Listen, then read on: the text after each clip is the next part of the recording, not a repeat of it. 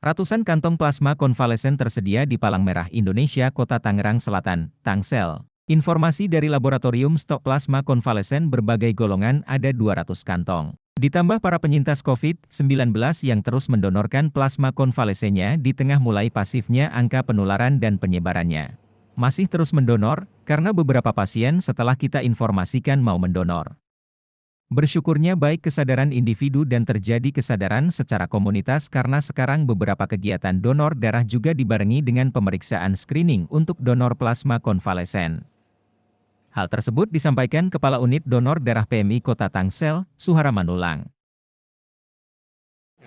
Selamat siang, nah sekarang kami berada di Laboratorium Unit Donor Darah PMI Kota Tangerang Selatan, di mana untuk plasma konvalesen pada saat ini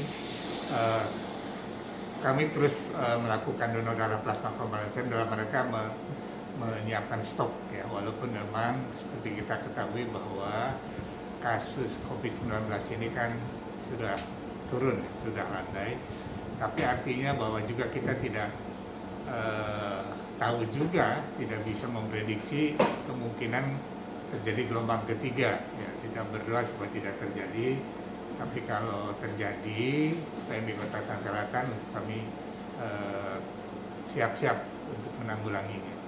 Pak, di masa landai saat ini Pak, apakah proses pendistribusian itu menurun, stabil atau bagaimana? Ya, kalau plasma tidak seperti yang Juni-Juli ya, gelombang kedua, ya paling dengan bilangan bisa kita tangani. Nah, hari ini informasi dari petugas laboratorium, stok plasma konvalesen dengan berbagai golongan ada 200 kantong. Untuk 200 kantong plasma konvalesen itu Pak, kira-kira bisa untuk menangani berapa banyak? Ya, kalau rata-rata kan 1-2 ya. Ya berarti 100 pasien kan gitu ya. Nah, jadi walaupun itu nanti tergantung dokter yang merawat ya, itu kan urusan bidang ranahnya klinis ya. Untuk 200 kantong ini Pak, kira-kira Pak mampu untuk bertahan berapa lama nih Pak untuk proses penanganan pasien COVID yang membutuhkan? Ya, secara informasi bahwa dengan penyimpanan yang sesuai aturan itu bisa sampai 1-2 tahunan.